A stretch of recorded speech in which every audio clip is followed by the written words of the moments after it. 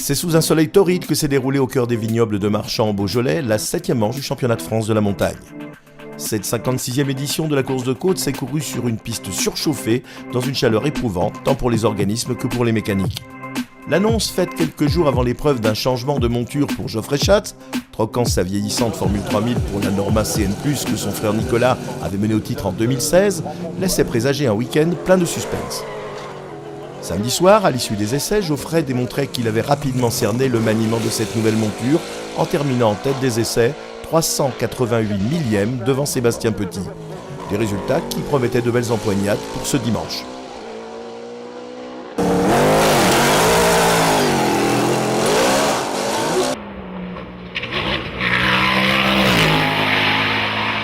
Plus rapide lors de la première montée de course, Sébastien Petit était devancé par Geoffrey Schatz lors de la deuxième montée, mais conservait l'avantage au classement. Tout se joua donc lors de la dernière montée de course où Geoffrey, en signant un temps de 1:30.763, reprenait l'avantage et signait à Marchand-Beaujolais son premier succès sur le championnat de France de la montagne. Second, Sébastien Petit pointe seulement à 122 millièmes du vainqueur. Et là, la dernière, j'ai réussi à justement retrouver un rythme un peu moins saccadé, un peu plus coulé, un peu plus technique, vraiment en exploitant la voiture au mieux de ce que je savais faire. Et voilà, ça a payé. On a réussi à améliorer ce chrono et à repasser d'un fil devant Seb. Donc je suis vraiment content. En plus, donc c'est vrai que Seb est allé très vite cette année puisqu'il a battu ses temps perso. C'est un truc de fou. C'est la première victoire en championnat de France, donc c'est un grand moment. Et vraiment, je tiens vraiment à remercier Nico, mon frère, pour ce geste magnifique qu'il a fait pour cette fin de saison. Sur la troisième marche du podium, on retrouve la troisième Norma moteur 4 litres de Cyril Franz. Le Franc-Comtois prend donc un abonnement au podium et mettra tout en œuvre lors de la prochaine confrontation disputée chez lui, à domicile, pour se mêler à la lutte en tête.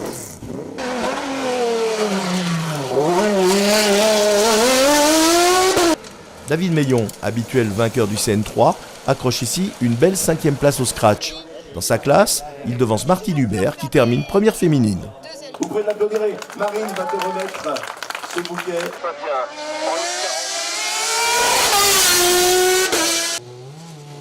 La victoire en Formule 3 revient à Billy Ritchen, qui place sa Dallara F311 à la 6e place du scratch. Il devance le régional de l'étape, Marcel Sapin. Alban Thomas complète le podium de la Formule 3. Après s'être imposé en CN2 lors des 2 premières éditions, Yannick Latreille remporte un 3e succès consécutif à Marchand, en plaçant sa Norma devant celle de Serge Thomas et de Damien Chamberot. 3 mois après sa violente sortie de route à Bagnols-Sabran, Fabien Bourgeon faisait à Marchand son retour à la compétition.